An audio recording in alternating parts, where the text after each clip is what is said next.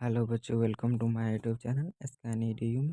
तो बच्चों, आज लोग हम देखेंगे 10th क्लास की फिजिक्स और हमारा सिलेबस होगा प्रकाश का परावर्तन। तो प्रकाश के परावर्तन के पढ़ने से पहले हम लोग देखते हैं कि प्रकाश है क्या। तो प्रकाश, व्हाट इज लाइट। प्रकाश एक प्रकार की ऊर्जा है जिसकी सहायता से हम किसी वस्तु को देख सकते हैं। अब आता है सोर्स ऑफ लाइट। प्रकाश का स्रोत किसे कहते हैं? वे सभी वस्तु जिससे प्रकाश उत्सर्जित होता है उसे सोर्स ऑफ लाइट कहते हैं, यानी प्रकाश का स्रोत कहते हैं। एग्जाम्पल में सूर्य, तारे, जुगनू, चंद्रमा इत्यादि। अब एक वीवीआई पॉइंट आता है हमारा कि सूर्य को सबसे बड़ा प्रकाश का स्रोत कहा जाता है। यह कई बार एग्जाम में पूछा भी जा चुका है कि सबसे बड़ा प्रकाश का स्रोत किसे कहा जाता है, तो सूर्य को कहा जाता है सबसे बड़ा प्रकाश का स्रोत। अब आता है नेक्स्ट टॉपिक। प्रकाश के आधार पर वस्तु को दो भागों में बांटा गया, एक अदीप्त वस्तु, एक अप्रदीप्त वस्तु। एक प्रदीप्त वस्तु किसे कहते हैं? जो वस्तु ये स्वतः प्रकाश उत्सर्जन करता है उसे प्रदीप्त वस्तु कहते हैं। एग्जाम्पल में सूर्य, लालटेन, मोमबत्ती इत्यादि। अप्रदीप्त वस्तु किसे कहते हैं? जो वस्तुएं स्वतः प्रकाश उत्सर्जन नहीं करती हैं बल्कि प्रदीप्त वस्तुओं के आपतित होने पर दिखलाई देती है, जैसे चंद्रमा, पृथ्वी, मेज, टेबल इत्यादि। अब आता है हमारा टॉपिक, ये इम्पोर्टेंट है कि प्रकाश का किरण किसे कहते हैं? Ray of light. तो प्रकाश जिस सरल रेखा पर चलती है, यानी या प्रकाश जिस सरल रेखा में गमन करती है उसे प्रकाश का किरण कहते हैं। तो आप देख रहे हैं ये एरो का निशान है, तो ऐसे ही प्रकाश की किरण चलती है, यानी यही यही क्या है? प्रकाश का किरण है ये एरो को आप ले सकते हैं प्रकाश की किरण।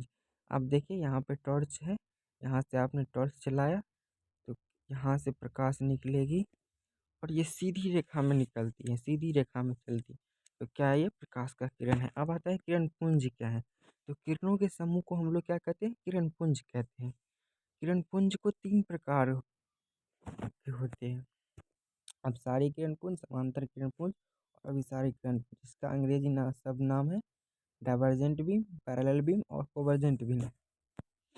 अब सारी किरण पुंज किसे कहते हैं? जब प्रकाश की किरण एक बिंदु से निकलकर चारों ओर फैलती हैं तो उसे क्या कहते हैं?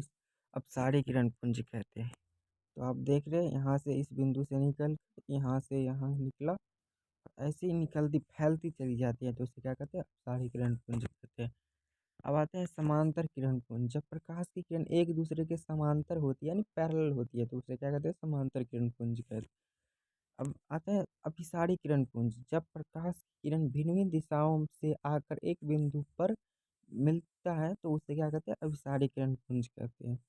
आप देख रहे हैं यहाँ से भी प्रकाश आ रहा है, यहाँ से भी किरण आ रहा है, यहाँ से भी किरण और इस बिंदु पे आके, यानी इस पॉइंट पे आके मिल रहे हैं तो उसे क्या कहेंगे? अभिसारी किरण पुंज कहें। अब आता है पारदर्शी पदार्थ, यानी ट्रांसपेरेंट सब्सटेंस, ट्रांसपेरेंट मटेरियल। जिस पदार्थ से होकर प्रकाश गुजर सके उसे क्या कहते हैं? पारदर्शी पदार्थ कहते हैं, जैसे कांच, हवा, पानी इत्यादि। तो हमारा है अपारदर्शी पदार्थ, जिस वस्तु से होकर प्रकाश आर पार न हो सके उसे क्या कहते हैं? अपारदर्शी पदार्थ, जैसे लोहा, लकड़ी इत्यादि। अब आता है पारभासी पदार्थ, जिस वस्तुओं में से प्रकाश थोड़ी मात्रा में ही गुजर सके उसे क्या कहते हैं?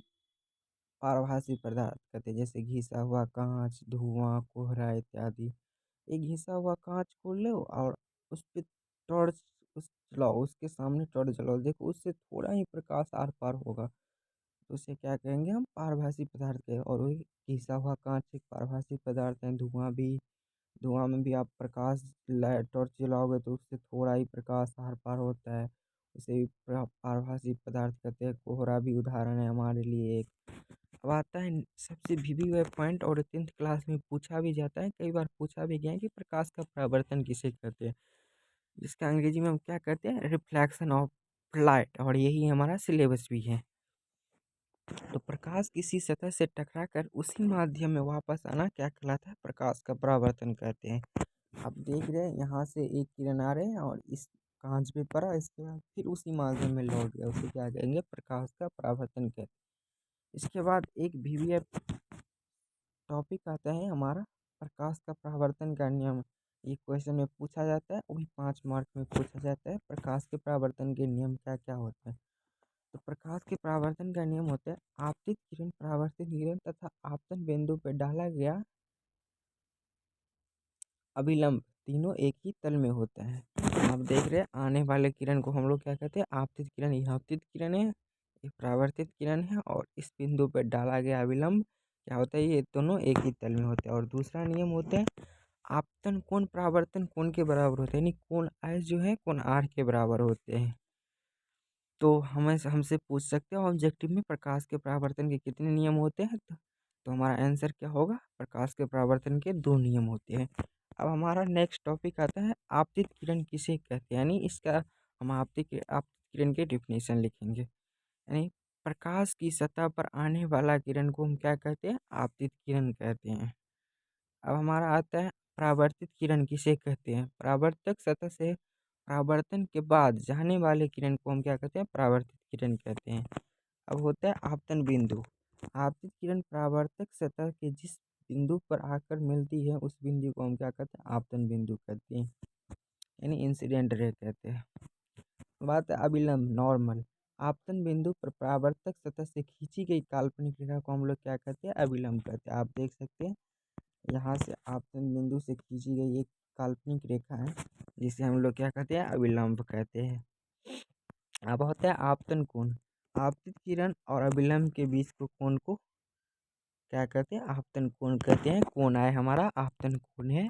और अब आता है परावर्तन कोण। तो परावर्तित किरण और अभिलंब के बीच को कोण को हम लोग क्या कहते हैं, परावर्तन कोण कहते हैं। ये कोण R जो है परावर्तन कोण है। आप देख सकते हैं यहाँ पे, ये परावर्तित किरण है, अभिलंब के बीच को कोण को हम क्या कहेंगे, परावर्तन कोण कहेंगे। और आपतित किरण और अभिलंब के बीच के कोण को आपतन कोण कहेंगे। तो गैस हम आज इस वीडियो में इतना ही पढ़ेंगे। आप नेक्स्ट वीडियो आने इससे गैस, तो हम आज इस वीडियो में इतना ही चर्चा करेंगे।